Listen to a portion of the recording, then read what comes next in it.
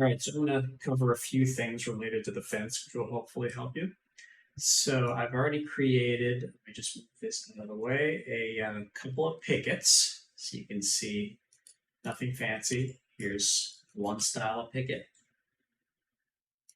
There's another one.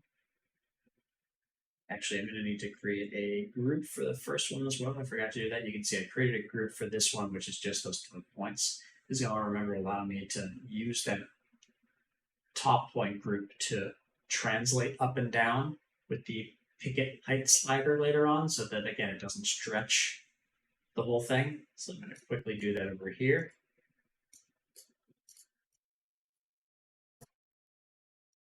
Create a new group.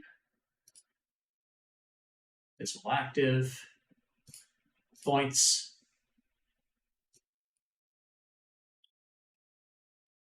Just create the group. Here we go. And let's see, I called this one top points. Let me just rename that. Top points B for picket B, and this will be copy and paste that. Top points A. Perfect. Okay, so I've got those two set up. And then what I did is, you can see I just got everything kind of nicely organized, and I've got a switch. You can see there's picket A. Yeah, I just put end on each one and just pop the null at the end just to sort of synchronize the end of each picket type, and you can see the two different types of pickets. Okay, and you can see I just put in colors in here just to make it a little easier to differentiate. Now I also already created a little post. Nothing fancy here. Again, these are just placeholders. The theory is that you would create stuff with a little more detail, some fancy top, maybe some fancier silhouettes, all that stuff. So that's the basics of that. So next up, let's start setting up this curve. So I'm going to start by creating a curve Bezier. Now, actually, I think in this case, I'm going to switch it to curve polygon, since this, I believe, is what the engines use anyway. So, but otherwise, it's going to be exactly the same. So I'm going to go ahead. Now, the other thing, I thought I would just mention this now. This is something that came up in class, which is if you're trying to get this to work in Engine, I know it didn't work in class, but yeah, it continues to work just fine for me here at home. This has to be basically deprecated. It has to be this earlier type of Houdini curve, basically version curve 1.0 as opposed to 2.0. Now, there's a couple of ways you can downgrade it, so to speak. What I'm going to show is a different way than I showed in class, which is I'm going to go up here to my Windows Manager. Again, if you're not going to Engine, you don't have to worry about this. I'm going to go down to, I think it's Asset Manager. Then you may need to switch over to the Configuration tab. So again, this is Windows Asset Manager. And then I want to go down here to this Asset Definition Toolbar, which regardless of what it was set to, I'm going to go to Show Always. And what that did is you may notice now there's this little extra part to the parameters. And you'll see that this is another way of changing its asset type. And so I want to right now change this from, you can see it's already set to 2.0. I want to change it to just a regular curve, which is 1.0. Okay. Now that I've done that, I'll go ahead and just rename this master 2, just because I had an old one from before. And I want to create my basic straight line. And in this case, I'm going to go ahead and just go along the x-axis from -1 to +1. So X to turn on grid snap, enter to create the curve, and I'm going to go 1, 2, enter. Okay, so that's my master curve. Now next up, I'm going to want to resample it.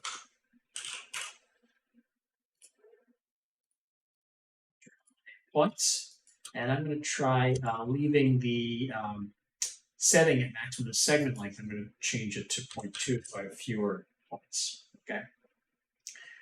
Now,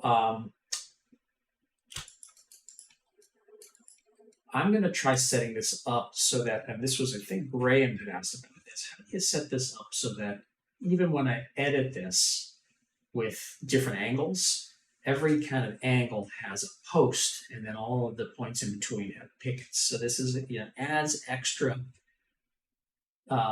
techniques and nodes that I didn't show in class, but I figured why not just show them here. Okay, So the other thing I wanted to mention here is the theory is that this is going to be an editable curve, whether it's in Engine or here in Houdini. So you can see if I say go back to here, let me just go ahead and make this visible, the resample, make the first one active. And so the theory is that if I move this, just turn on the grid snap, if I say move this point, you're going to see with the resample setting, see how it's always updating to create kind of an even spacing of points. And it doesn't have a hard number in this case, like our previous assignments, because we want to have a sort of certain spacing. We don't want to have like a lot of fun. Basically, this is going to set it up so we don't need to specify a number of pickets. We're just letting Houdini determine an appropriate number with appropriate spacing. We just do that. Now, in addition, if I hold down Shift, you'll see this is the theory again, is that when I that way I added in a point and then I just moved it around. And the theory is that I can create again a sort of unusual boundary or template for these fence pickets and posts. Oops, that one moved up a little bit. We'll just move that down again. Okay. So you may also notice that this little funky thing happened there. And I believe there's some things we can do with resampling. See how it just didn't really know how to handle this turn. Go ahead and actually, why don't I just add in another twist and turn just to kind of like, so you can see that this kind of gets replicated, especially in these tighter turns.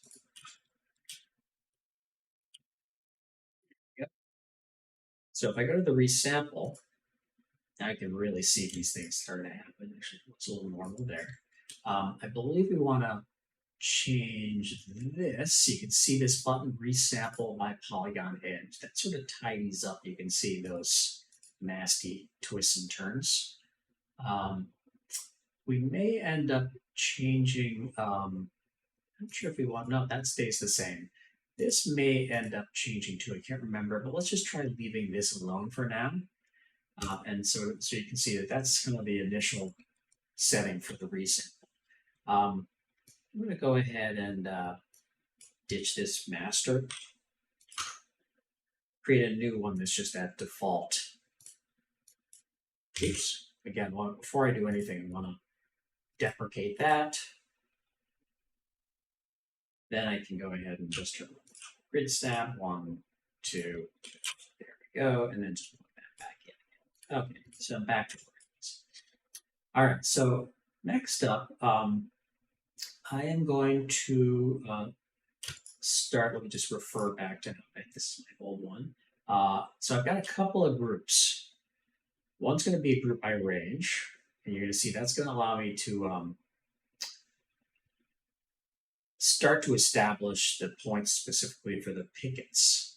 Remember, though, that's the ones I'm in sort of in between. So let's go ahead and get over here. Let's just do a group by range, as I've shown before.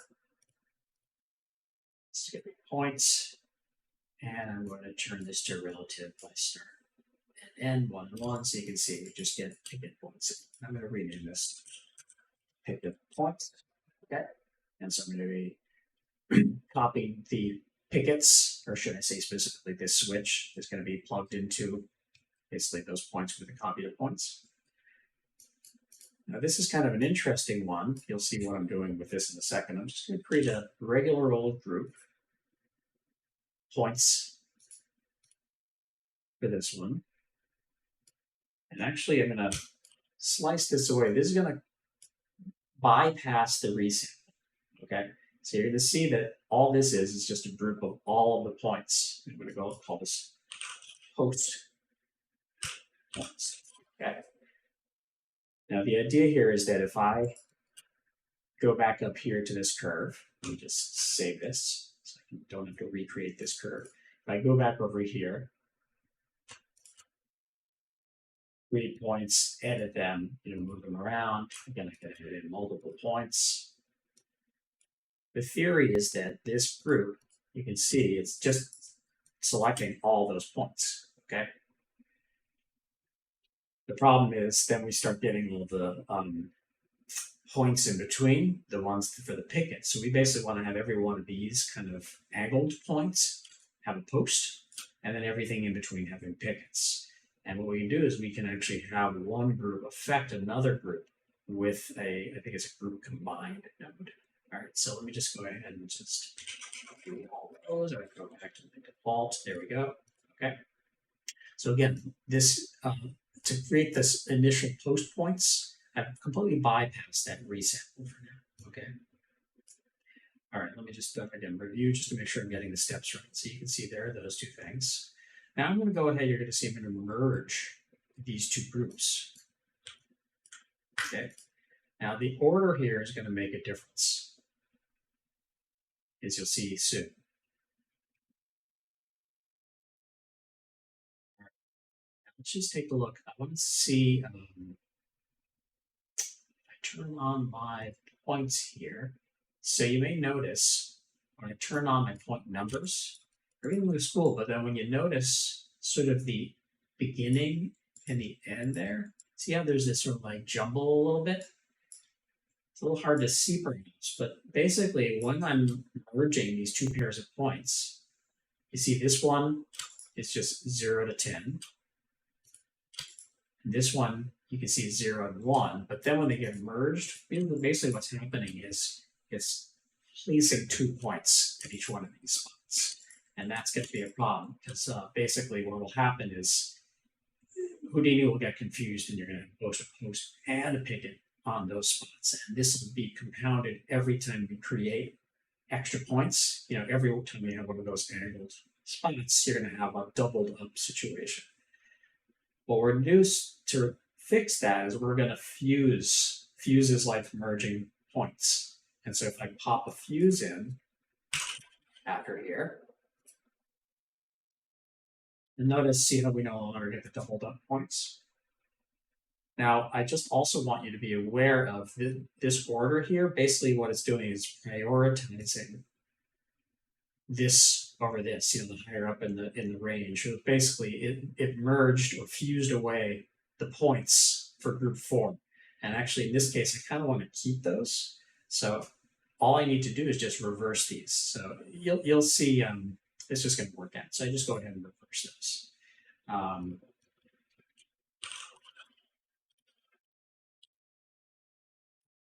just renaming the actual groups as well,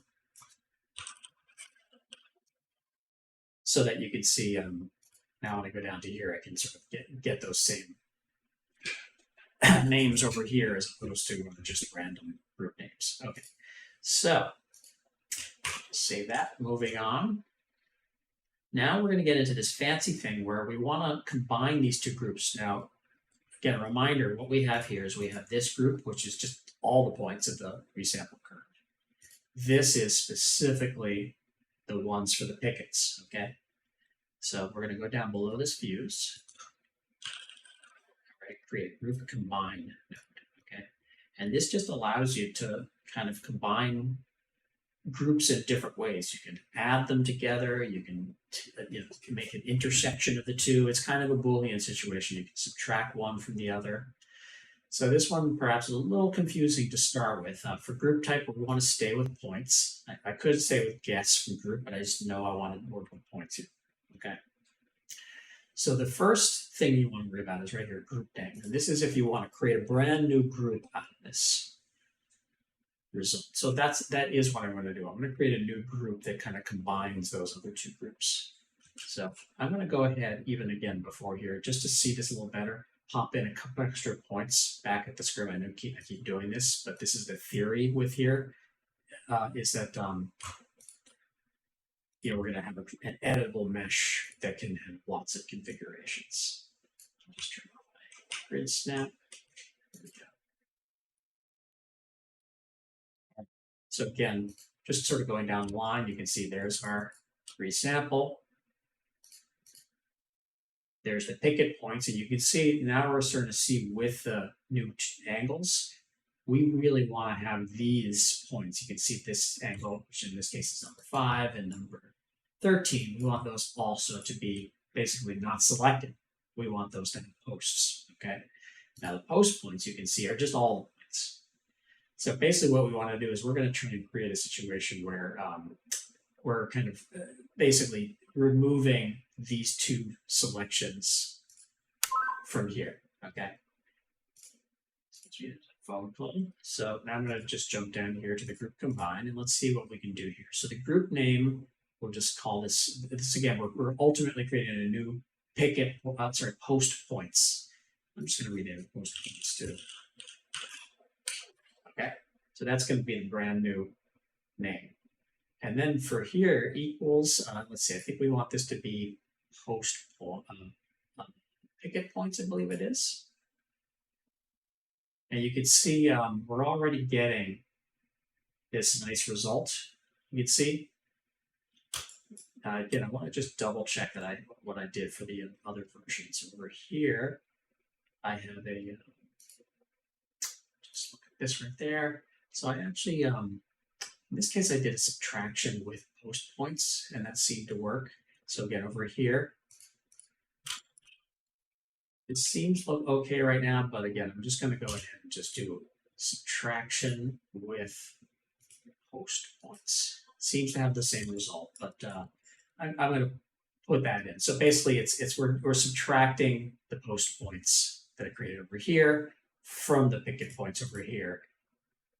Basically, in this case, you can see it's going to get rid of number 5 and number 13, and so now we have a new group called post points, and that's going to be again.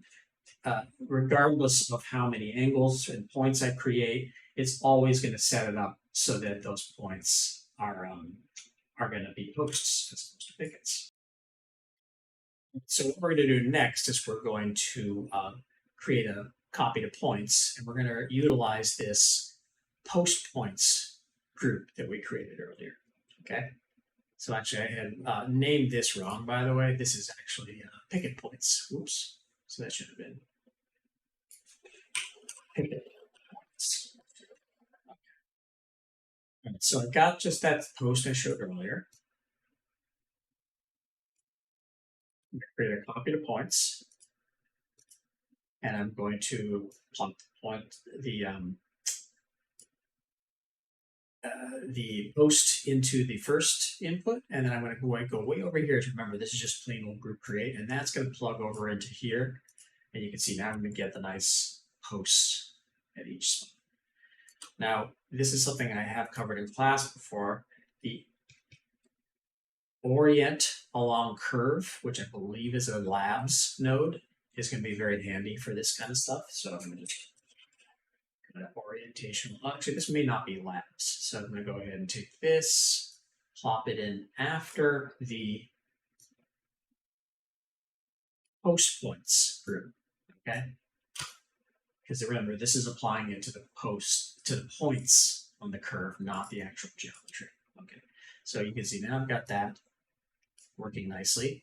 So that's that. Then I'm going to go ahead and take my picket switch. Okay, this is getting a little bit unruly. So I'm going to see if I can figure out how to tidy this up a little bit.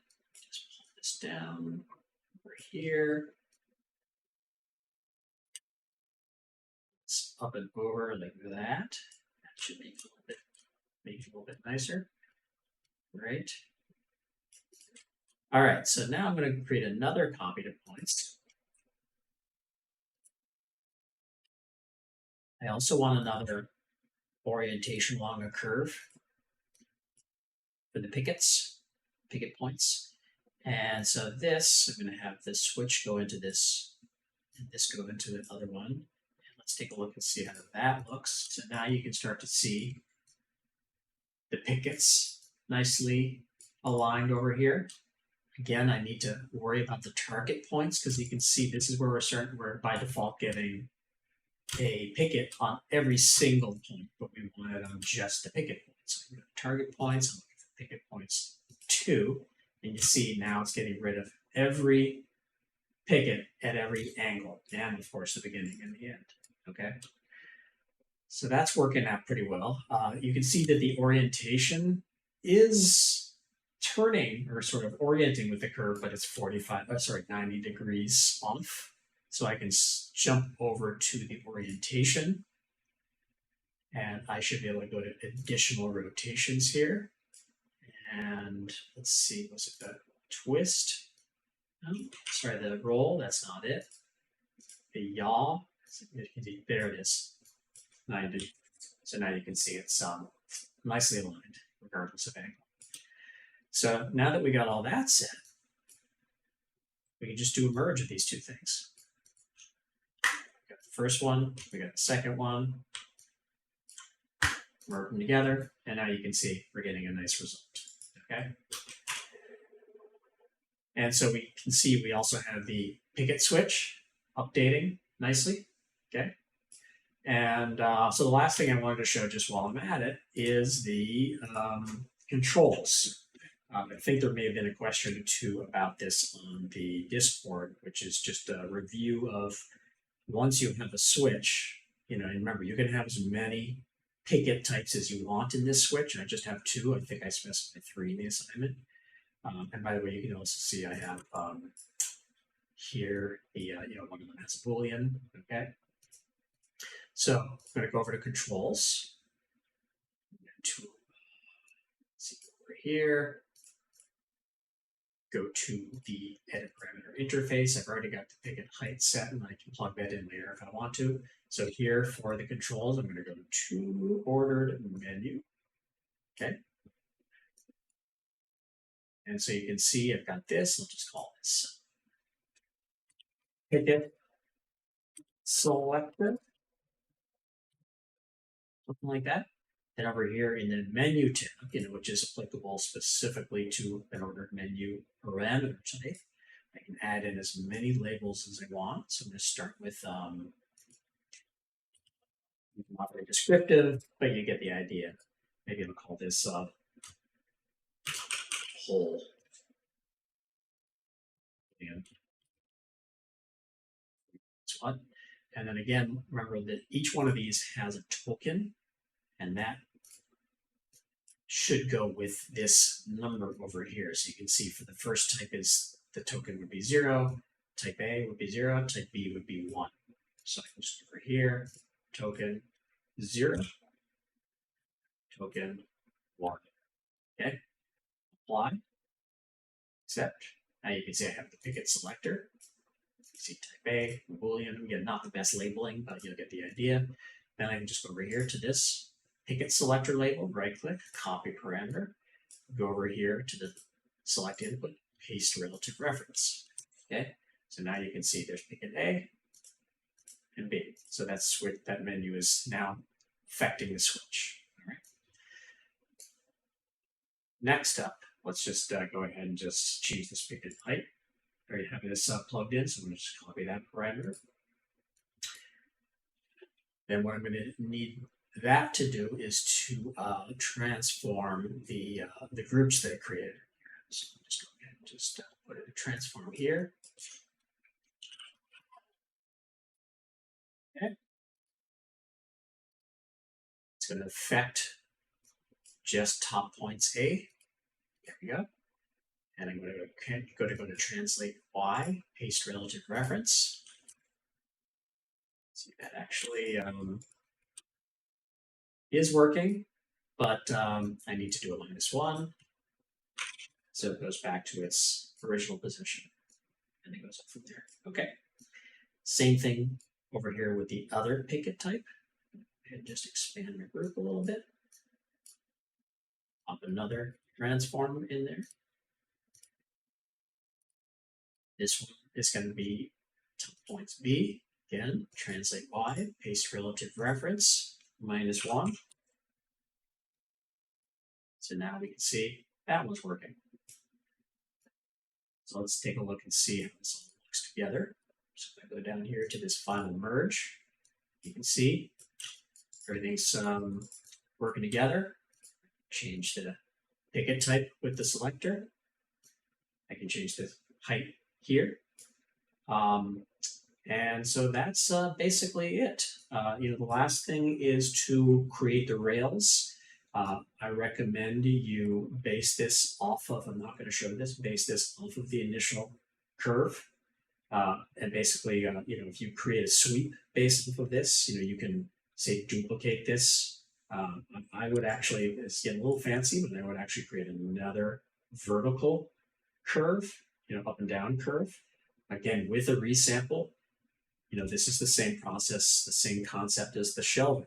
We used a vertical curve with a resample.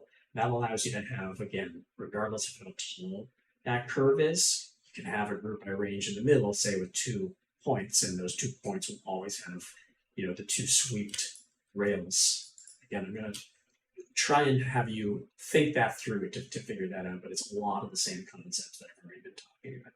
And again, sweep with, for instance, a square cross section of some kind to get just the straight rails following that. So the last thing I wanted to quickly show you here is the editing of the curve, just so you can see that this in fact is updating well. So you can see now, if I just jump back to that curve and start grabbing some of these points and moving them around, you're going to see it's updating the pickets and keeping them nicely spaced. It's, the orientation is working fine.